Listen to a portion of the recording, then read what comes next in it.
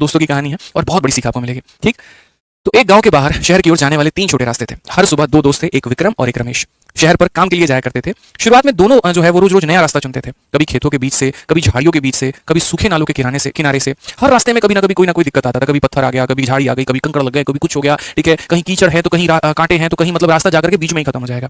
और इससे दोनों काफी ज्यादा परेशान हो गए। एक दिन मेरे भाई विक्रम थक गया और उसने यहाँ पर यह कहा कि मैं अब हर दिन नया रास्ता नहीं ढूंढूंगा, मैं परेशान हो चुका हूं उससे। एक ही रास्ता पकड़ूंगा, चाहे वो लंबा हो, टेढ़ा हो, रोज वही रास्ते पर चलूंगा और यहाँ पर उसी में अपना मंजिल बनाने की कोशिश करूंगा। अगले दिन से विक्रम जो है वो कच्चा रास्ता पकड़ लेता है। शुरुआत में वही कीचड़, वही रुकावटें, लेकिन अब उसे पता था कि उसको झुकना कहां पर है, उसको कूदना कहां पर है, उसको कहां पर धीरे चलना है, उसको कहां पर अपनी ऊर्जा बचा करके चलनी है। और हर दिन उसी रास्ते पर चलते चलते धीरे धीरे वो रास्ता साफ होता गया। झाड़ियां हटती चली गई, पत्थर किनारे होते चले गए और एक साफ सीधी पगडंडी बन जाती है। अब विक्रम बिना रुके, बिना सोचे रोज समय पर शहर पहुंचना शुरू कर देता है और पहुंचने के कारण उसको उसका काम मिलना शुरू हो जाता है। दूसरी तरफ हमारा वो रमेश भाई, जो अभी भी हर दिन नए रास्ते की तलाश कर रहा होता है।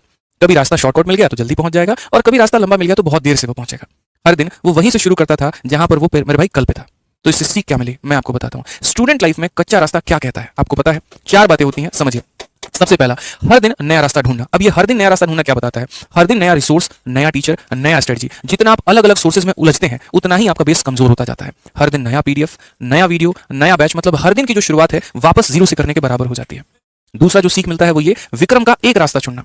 एक टीचर, एक किताब, एक प्लान, बार बार जब आप एक सोर्स को बार बार पढ़ते हैं, रिवाइज करते हैं, तो आपकी अंडरस्टैंडिंग और गहराई पकड़ती है। उसी तरीके से जैसे विक्रम ने एक रास्ता साफ किया, आप भी सिलेबस को साफ साफ समझना शुरू कर देते हैं। वो कहते हैं ना, ब्रूसली की लाइन है वहां पर कि मुझे उस व्यक्ति से डर नहीं लगता है जिसको लड़ने के 10,000 तरीके आते हैं, मुझे उससे डर लगता है जिसने एक ही तरीके को 10,000 बार प्रैक्टिस किया हो।